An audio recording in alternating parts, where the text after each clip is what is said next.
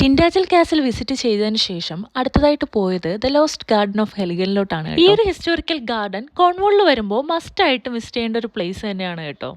ഇവിടുത്തെ entry fee ആയിട്ട് വരുന്നത് 28 പൗണ്ടാണ്. മിനിമം 4 hours എങ്കിലും വേണോ അത്രേ ഈ ഒരു ഗാർഡൻ ഫുള്ളായി ഒന്ന് കണ്ടു തീർക്കാനായിട്ട്. ഈ കാണുന്ന മട്ട്മെയിൻ ഇവിടുത്തെ മെയിൻ അട്രാക്ഷൻസിൽ ഒരെണ്ണമാണ്. കാലാവസ്ഥയ്ക്ക് അനുസരിച്ച് ഈ ഒരു ശില്പത്തിന് മാറ്റം വരും അത്രേ.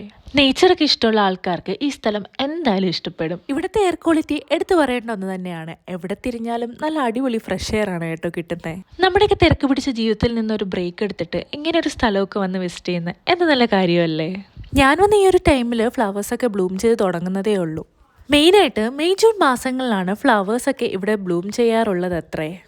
ഏകദേശം 200 ഏക്കറോളം വിസ്തീർണമുള്ള ഈ ഒരു ഗാർഡൻ ഒന്നാം ലോക മഹായുദ്ധത്തിന് ശേഷം ഏകദേശം 20 കൊല്ലത്തോളം മറഞ്ഞു പോവുകയും പിന്നീട് റീസ്റ്റോർ ചെയ്യുകയുമാണ് ചെയ്തിട്ടുണ്ടായിരുന്നത്. പൂക്കളും ചെടികളും മാത്രമല്ല, ദേ ഈ കാണുന്ന പക്ഷികളൊക്കെയും ഇവിടെ താമസിക്കുന്നവരാണ് കേട്ടോ. 4 മണിക്കൂറൊന്നും ഇവിടെ സ്പെൻഡ് ചെയ്യാനുള്ള ടൈമില്ലായിരുന്നു. എന്നാലും അത്യാവശ്യം ഗാർഡനിലെ ഏരിയാസ് ഒക്കെ ഞാൻ കവർ ചെയ്തിട്ടുള്ള ഈ ഒരു ഷോപ്പിൽ നിന്ന് കുറേ വെറൈറ്റി ചോക്ലേറ്റ്സും പിന്നെ സോപ്പും ഒക്കെ വാങ്ങിച്ചിട്ടുണ്ടായിരുന്നു. ഗാർഡൻ വിസിറ്റ് കഴിഞ്ഞ് ഇറങ്ങിയപ്പോഴത്തേക്കും നല്ല രീതിക്ക് വിശക്കാൻ തുടങ്ങി. പിന്നെ ഒന്നും നോക്കില്ല, വണ്ടി നേരെ KFC വിട്ടു. അപ്പം അത്രയൊക്കെ ഉള്ളൂ. വീണ്ടും കാണാം. ടാറ്റാ.